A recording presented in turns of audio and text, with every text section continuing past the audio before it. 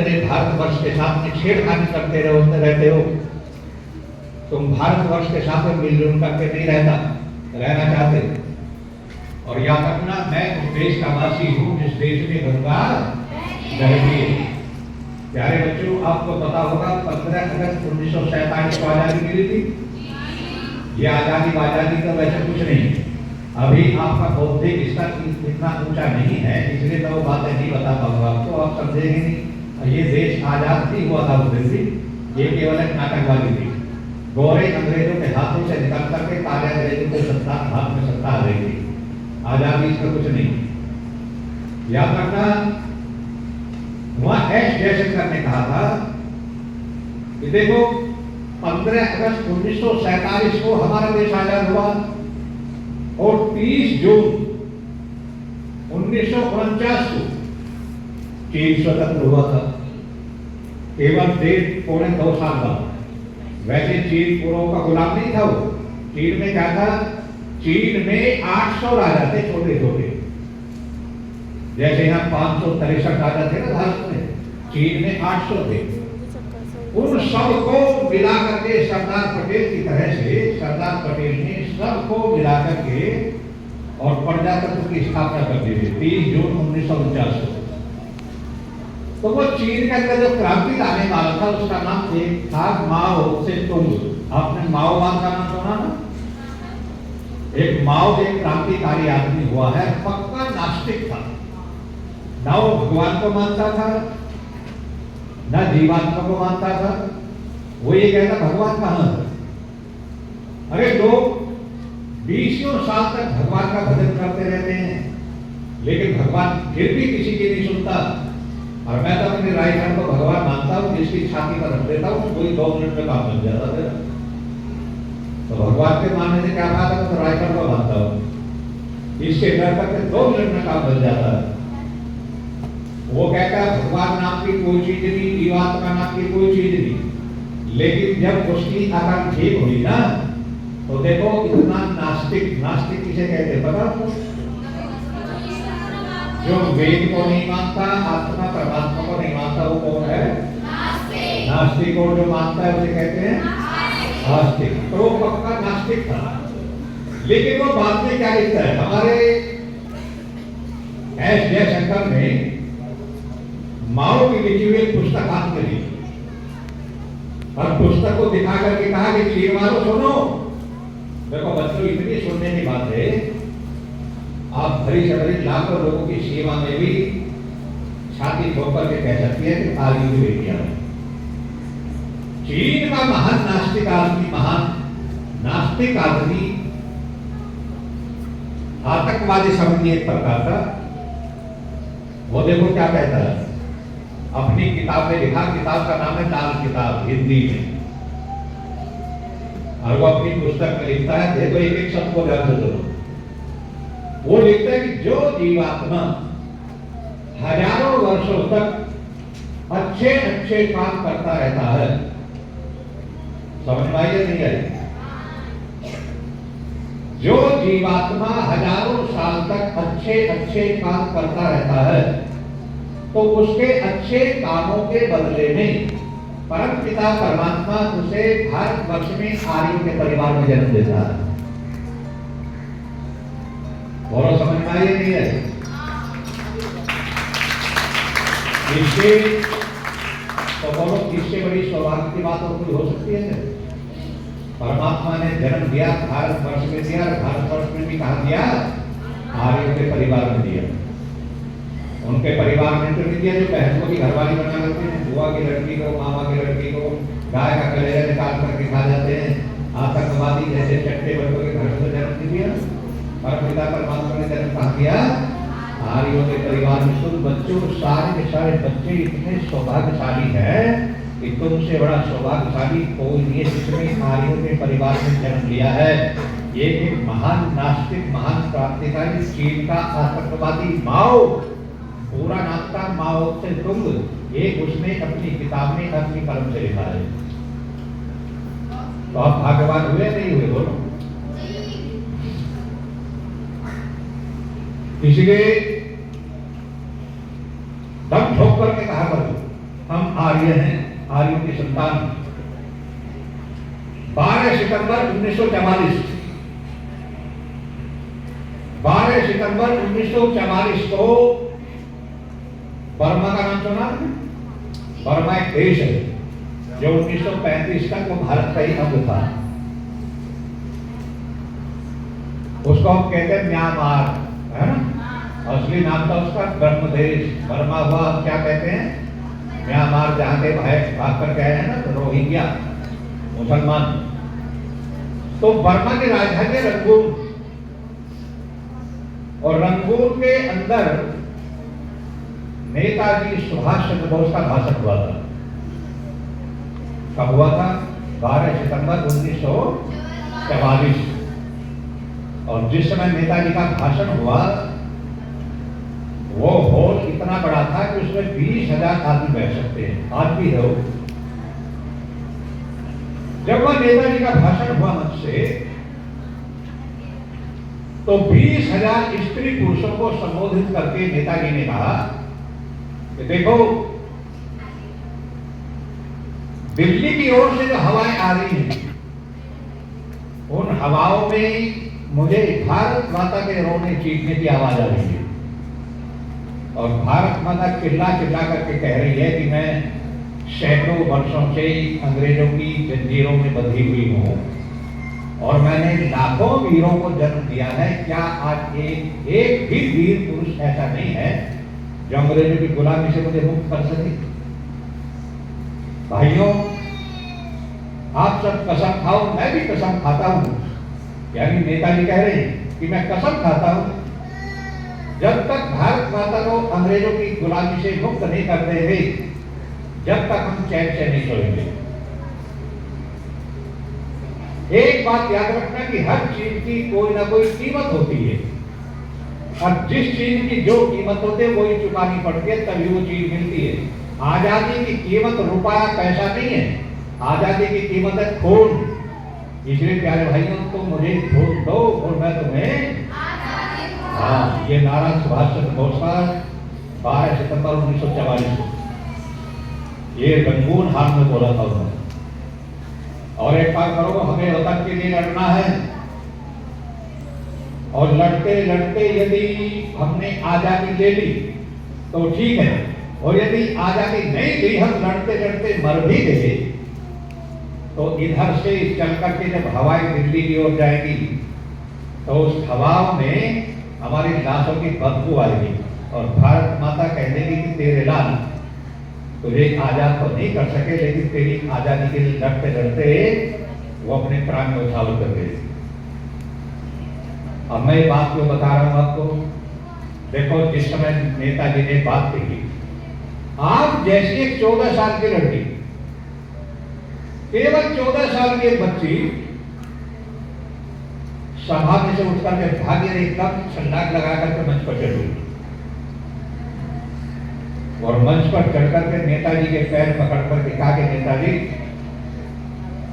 भारत माता को आजाद कराने के लिए तेरी फौज में भर्ती होना चाहती हूं,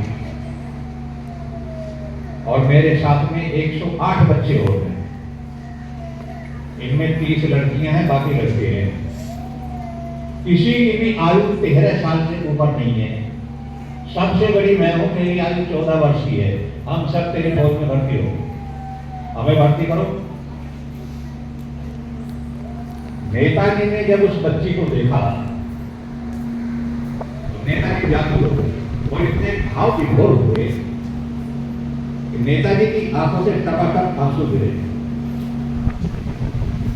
नेताजी ने उसका बालकपन समझ करके नेताजी का, बेटी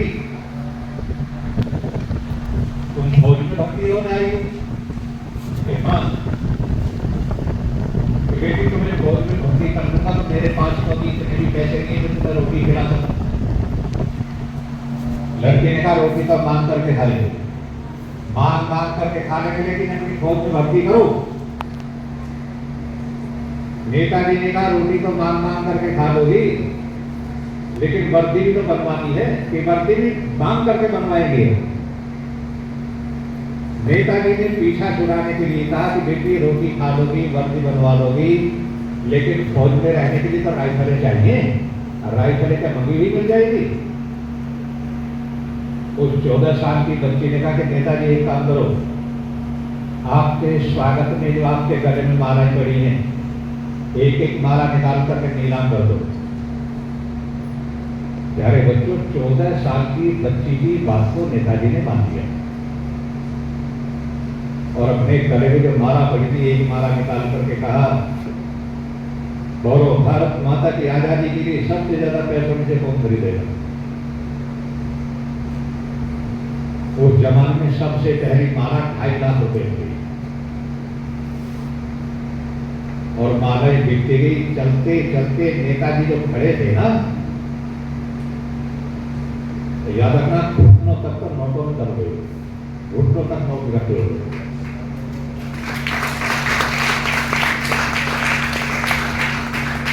और वो कई लाख के लगभग नोट इकट्ठे हो गए। लड़की ने कहा, आप तो भर्ती करेगा। नेताजी ने कहा, ठीक है बेटी, ये लो फार्म, ये फौज में भर्ती होने का फार्म है, बच्चों इसे पढ़ो और फिर इस पर अपने हस्ताक्षर कर दो। वो जो फार्म था ना, उसमें क्या लिखा था? उसमें 10 शर्तें लिखी हुई थी नेताजी ने। और शर्तों में क्या लिखा था? सबसे पहली शर्त थी कि आजाद हिंद फौज में भर्ती होने वाला व्यक्ति जीवन भर, जब तक भारत आजाद नहीं होता, जब तक घर जाने का नाम भी नहीं मिलेगा। दूसरी शर्त ये थी कि जीवन में कभी भी मुझसे वेतन नहीं मांगेगा। तीसरी शर्त ये थी कि भूखा प्यासा रह करके भी लड़ेगा, मुझे कोई उदाहरण देने नहीं आएगा। और चौथी शर्त ये थी, जो देश के साथ गद्दारी करके अंग्रेजों से मिल जाएगा तो उसको मैं अपने हाथ से ही गोली मार दूंगा। ऐसी 10 शर्तों को लड़की ने पढ़ा और सबको स्वीकार करते हुए उस बच्ची ने पेन निकाला और पेन निकाल करके उस पर हस्ताक्षर करने के लिए चढ़ी। नेताजी ने हाथ पकड़ लिया, बेटी ये सारी शर्तें मंजूर है? हां मंजूर है। तो हस्ताक्षर करोगी? कि हाँ। बेटी देखो, हस्ताक्षर तो करो, लेकिन इस फार्म पर जो हस्ताक्षर होंगे वो स्याही से नहीं होंगे, और प्रत्येक व्यक्ति को अपने खून से हस्ताक्षर करने पड़ेंगे। 14 साल की बच्ची ने पेन लिया। ऐसे पेन नहीं थे पहले, पेन चलते तो मैं निब होता था, निब बोलते थे उसको। लड़की ने अपना उसे दिखता ऐसे खबोटे को घुसेड़ दिया और उससे जब फोन से धार पड़ी, उसे इकट्ठा करके उसमें कलम को डुबो करके उस बच्ची ने अपना हस्ताक्षर कर दिया। तो 110 बच्चों में बारी बारी बारी बारी ये कह दिया, कोई भी दूसरे का फोन इस्तेमाल नहीं करेगा, क्योंकि एक लड़की ने जो फोन निकाला है, आप सोचिए इसी में लोगों का हस्ताक्षर करते हैं। हर व्यक्ति को, हर बच्चे को अपने खून से हस्ताक्षर करने होंगे। एक बच्चा भी घबराया नहीं, सबने खून निकाल कर हस्ताक्षर कर दिया। उस समय नेताजी ने कहा, बेटी मंच पर खड़ा होकर के पहले अपना नाम बता दो, तेरा नाम क्या है? बच्ची ने कहा, मेरा नाम है राजमणि आर्या। आर्यों की बात बता रहा हूँ। इस आर्य समाज में वतन के लिए कितनी कुर्बानी दी है। बच्चों में तो आर्य समाज का केवल नाम सुना होगा। 14 साल की बच्ची ने फोन निकाल करके हस्ताक्षर कर दिए और बच्ची ने कहा, मेरा नाम है राजमणि आर्या, मेरी माँ का नाम सरस्वती आर्या है, और बाप का नाम है स्वामीनाथन आर्या। तो बेटी आर्य परिवार से हो? कि हाँ। 14 साल की अवस्था में तुम्हें ये देशभक्ति की बातें कहां से मिली? किसने पढ़ाई है तुम्हें? इतनी उम्र के बच्चे को तो खेलने की फुर्सत नहीं होती और तुमने इतना राष्ट्र चिंतन किया, तो बेटी प्रभु चिंतन भी अवश्य किया होगा। ये तुम्हें ये प्रेरणा कहां से मिली? देखो, बच्ची ने कहा कि मुझे प्रेरणा मिली सत्याग्रह प्रकाश से। 6 साल की आयु में मेरे पिता ने मुझे सत्याग्रह प्रकाश पढ़ाना शुरू किया था। उसका भी छठा समुल्लास मैंने पढ़ा है जो पूरा राष्ट्रवाद पर है। पूर्ण महर्षि दयानंद को मैंने पढ़ा तो मैंने ये सोचा, महर्षि दयानंद की बातों से मैंने ये अनुमान लगाया कि परमात्मा की भक्ति जितना जरूरी है उससे भी अधिक देशभक्ति जरूरी है।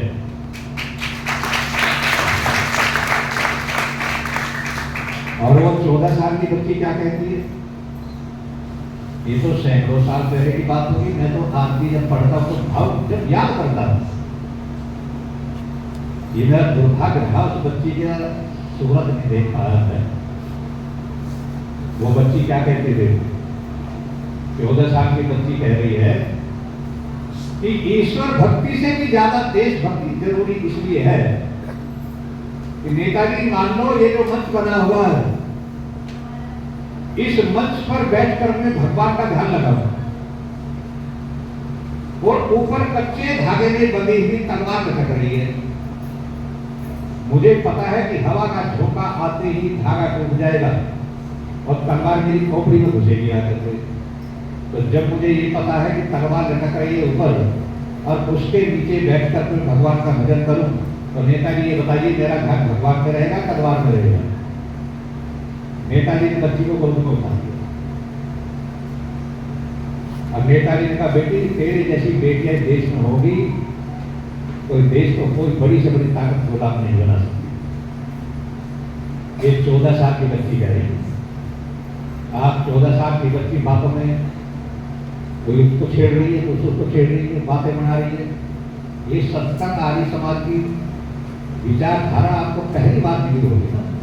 ये तो परमात्मा ने तुम्हारे माता पिता को प्रेरणा दिया, तुम्हें यह भेज दिया,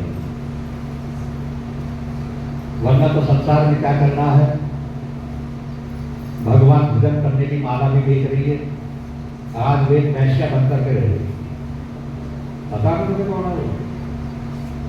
अभी तुम्हें पता नहीं होगा। कुंभ के मेले में जो माला बेचने आई थी, क्या हो गई वो? मोनालिसा। और भगवान भजन करने के लिए माला बेच रही है वो। मैं कहां तक कहूं कि तुम्हारे माता पिता को भी धन्य है, तुम्हें भी धन्य है। देखिए आगे क्या हुआ। वो छोटी सी बच्ची क्या कहते, 14 साल की बच्ची,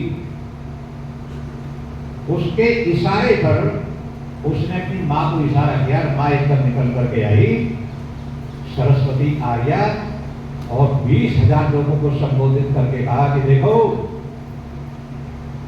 नेताजी सुभाष चंद्र बोस ने मालाओं को नीलाम किया, कई लाख रुपया इकट्ठा हो गया, लेकिन मुझे भी संतोष नहीं है।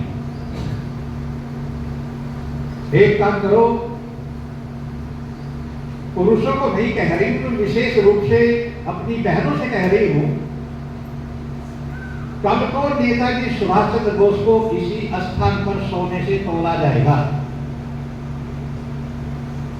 और जिस बहन के पास में कुछ भी सोना हो, किसी के पास में यदि नाक का मोती भी है तो वो भी लेकर के आ जाए, और सुभाष को सोने से तोला जाएगा। अगले दिन सवेरे सवेरे तराजू लगा दी गई, एक कांटा लगा दिया गया, और कांटे में नेताजी सुभाष चंद्र बोस को बैठा दिया गया, और माताएं बहनें सोना चढ़ाने लगी, और बिल्कुल निसंकोच निर्लोभ त्याग पूर्वक बैठ जा, त्याग पूर्वक राजमुनि की माता के कहने से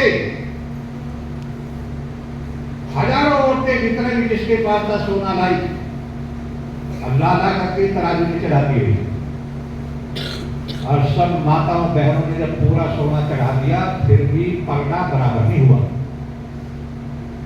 क्योंकि उस जमाने में भी नेताजी तो 82 किलो के थे। अब 82 किलो सोना कहां से है? लेकिन चढ़ते चढ़ते चढ़ते चढ़ते बस मुश्किल से 20-25 ग्राम की कमी रही। इतना सोना चढ़ा, लेकिन 20-25 ग्राम सोने की कमी रही। अब पलटा जब बराबर नहीं हुआ तो राजमणि की जो माता थी सावित्री आर्या, उसने मंच पर खड़ा होकर के कहा, बहनों भाइयों, अभी पलटा बराबर नहीं हुआ है। इसे बराबर करने के लिए जिसके पास जो है ले आओ, वरना अंग्रेज जिंदगी भर मजाक उड़ाएंगे। अंग्रेज कहेंगे चेहरे से सोने से तोड़ने के लिए क्यों नहीं तोड़ दिया। 20-22 ग्राम की कमी है, लेकिन अंग्रेजों को मौका मिल जाएगा मजाक उड़ाने का। भाइयों बहनों, जिसके पास जो है ले आओ। बस सब स्त्री पुरुषों ने हाथ खड़े कर दिए, हमारे पास कुछ नहीं, और जितना था हमने चढ़ा दिया। तो उस समय नेताजी उदास हो गए थे, भाई तो मजाक उठने का ढंग हो गया। अब राजगुरु की जो माँ थी ना, सावित्री आर्या, उन्होंने सुभाष को देखा और वो समझ गई कि हाँ ये भी चिंतित है। सुभाष के सामने खड़ी होकर के माता ने कहा, बेटे सुभाष, आप निराश हो रहे हो, लेकिन निराश न तो, अभी तेरी माँ जिंदा है, अभी पलटा पूरा हो गए, सोने को बराबर करूंगी, बल्कि कुछ फालतू करूंगी। नेताजी को उस निराशा खत्म हुई और जो माता थी सारी भीड़ को चीरती हुई वहां से निकल गई और थोड़ी दूर पर उसका घर था और उस घर में से इतना बड़ा फोटो उठा करके लाई और नेताजी के सामने खड़ा होकर के कहा कि देखो सुभाष, ये मेरे इकलौते बेटे का फोटो है, मेरा बेटा भी अंग्रेजों की गोली से मारा गया था और ये मरा हुआ भी आज सोने की पलटे तराजू को बराबर करेगा। माता ने क्या काम किया कि फोटो में जो शीशा था ऐसे हाथ बांध करके उसे तोड़ दिया, शीशा गिर पड़ा, उसके अंदर तस्वीर थी तह करके अपनी जेब में रख ली छाती पर, और जो फ्रेम था ना, जिस फ्रेम में वो फोटो जड़ा हुआ था, उस माँ ने अपने लाडले बेटे का फोटो सोने के फ्रेम में जड़वाया हुआ था और वो सोने का फ्रेम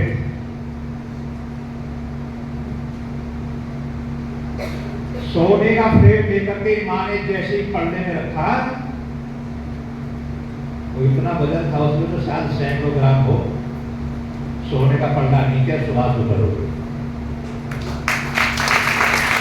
आपको पता है जगत के लोगों ने, आर्य समाजियों ने, छोटी छोटी बच्चियों ने, 14-14 साल की बच्चियों ने इस देश के लिए कितनी कुर्बानियां दी हैं।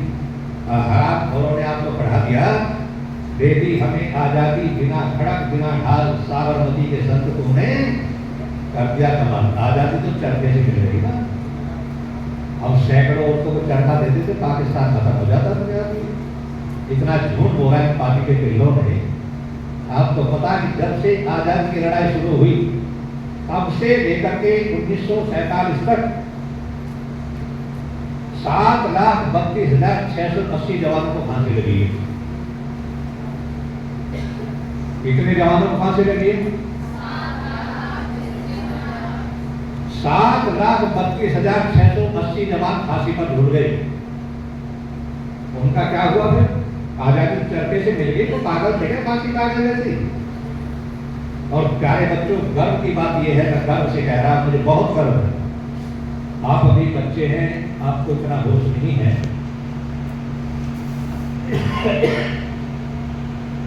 लेकिन जैसे जैसे आप बड़े होंगे, इतिहास को पढ़ोगे और वीर शहीदों के प्रति आपकी श्रद्धा बढ़ती चली जाएगी। और गर्व की बात यह है कि 7,32,680 जवानों को जो फांसी लगी ना, मेरे प्यारे बच्चों, उनमें से 5.25 लाख आर्य समाजी थे।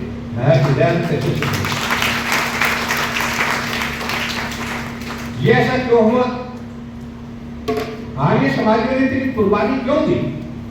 बच्चों, ये बिल्कुल एक साधारण सी बात है। देखो, जो चीज जिसकी होती है उसकी उन्नति का सुख भी उसे ही होता है और उसके खो जाने का दुख भी उसे ही होता है। ठीक है ना? ये जो माइक मेरे सामने रखा है, ये माइक मेरा नहीं। अगर ये चोरी हो जाए तो मुझे दुख नहीं होगा, और ये मेरा है ना? यदि चोरी होगा तो मुझे दुख होगा। माइक चोरी हो जाए तो दुख नहीं होगा, ये चोरी हो जाए तो दुख होगा। क्यों होगा? क्योंकि मेरा है, ये मेरा है। जहां मेरा शब्द लग जाएगा तो मेरे वालों को भी दुख होगा। इस देश की उन्नति का सुख और इसकी दुर्गति का दुख सबसे ज्यादा आर्यों को होता है। तो क्यों होता है? क्योंकि आर्यों का देश है, इसका नाम आर्यावर्त है। ये हिंदुस्तान नहीं है, ये हिंदुओं का नहीं है। मजबूरन लोगों ने हिंदू कहना शुरू कर दिया। हमारा नाम आर्य था, आर्य है, आर्य ही रहेंगे। आर्य थे, आर्य है, आर्य ही रहेंगे। आपको ये भी पढ़ाया धर्म से कहो हिंदू में, चलो ठीक है, क्योंकि परिस्थिति ऐसी बन गई। बाकी पता है ना, मुसलमानों की डिक्शनरी में क्या लिखा है? मुसलमानों की 3 डिक्शनरी, और अरबी भाषा में डिक्शनरी को कहते हैं लुगत। 3 लुगत है, गयासुद्दीन, फिरोजुद्दीन, इमामुद्दीन। 3 मुल्लाओं ने 3 डिक्शनरी लिखी, फिरोजुल लुगत, गयासुल लुगत, इमामुल लुगत। अब उसमें इसका क्या किया है? काला, काफिर, चोर, लुटेरा, नफरदार, बेईमान, हरामजादा, बदमाश। जिसमें लोग होते हैं उसे हिंदू कहते हैं। और हमारे किसी भी वेद शास्त्र में बच्चों आपके सामने इतना दावा कर रहा हूं, आपकी बुद्धि मुझे उम्मीद है खुल जाएगी और सोचने के लिए इसी आयु में आप मजबूर हो जाएंगे। वेदों से लेकर के और हनुमान चालीसा तक जितनी भी पुस्तकें हैं, 4 वेद, 6 शास्त्र, 4 उपवेद, 22 स्मृति, 18 पुराण, 24 संहिताएं, 11 उपनिषद, 4 ब्राह्मण, 1127 वेदों की शाखाएं, रामायण, महाभारत, रामचरितमानस, हनुमान चालीसा।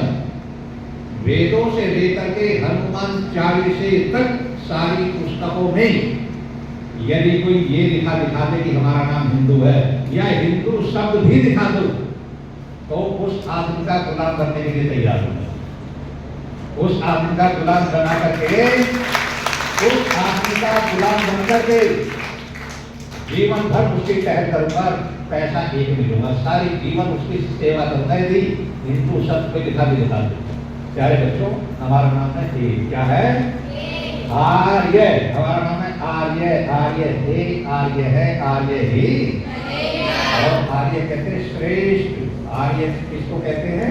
श्रेष्ठ। आर्य ईश्वर पुत्र है, जो ईश्वर की प्यारी संतान है, उसको क्या कहते हैं? आर्य। अब आर्यों को इस देश का कुछ नहीं होगा तो कुछ नहीं। इसका सबसे प्राचीन नाम है आर्यावर्त, और भारत के नाम से इसका नाम क्या हो गया? भारत। मूल्य आए, उन्होंने क्या नाम रख दिया? हिंदुस्तान। अंग्रेज आए, उन्होंने क्या नाम रख दिया? इंडिया। अब इंडिया कहते हैं, कितना खुश होते हैं। इसका नाम केवल आर्यवर्त। आर्यवर्त की नाक हो तो भारतवर्ष, ये हिंदुस्तान नहीं है, इंडिया नहीं है। इसका नाम क्या है? आर्यवर्त। और ये आर्यों का देश है, आर्यों का देश है। नाम इसका क्या है? आर्यवर्त। और इसके आर्य समाज के मंचों से ही इसकी चर्चा क्यों चलती है राष्ट्रपाल की? इसीलिए चलती है क्योंकि आर्यों का देश है। इसका दुख आर्यों को नहीं होगा तो क्या उन्हें होगा जो रहते यहाँ हैं, भारतवर्ष में रहते हैं, भारतवर्ष का अन्न खाते, भारतवर्ष का जल पीते, टट्टी पेशाब से भारत की धरती को गंदा करते हैं और भारतवर्ष की हवा में सांस लेते हैं, और बाकी के पिल्ले दीप पाकिस्तान पे जाते हैं। और रहते हैं नहीं रहते ऐसे आदमी जो यहाँ खाते हैं, यहाँ पीते हैं, यहाँ की हवा में सांस लेते हैं और दीप पाकिस्तान पे जाते हैं। क्यों? क्योंकि वो लोग इस देश को अपना नहीं मानते। ये देश उनका है, ये देश किसका है? ये देश हमारा है। अब जहाँ आते मेरा और हमारा कितना अंतर होता है? जिसको के हमारा तो हजारों आदमियों का हो, एक आदमी अपनी जिम्मेदारी नहीं समझ सकता। और जो चीज का मेरा, उसका तो रखवाली जिम्मेदार तो नहीं होना। इसलिए आदमी कहते हैं मेरा भारत महान, या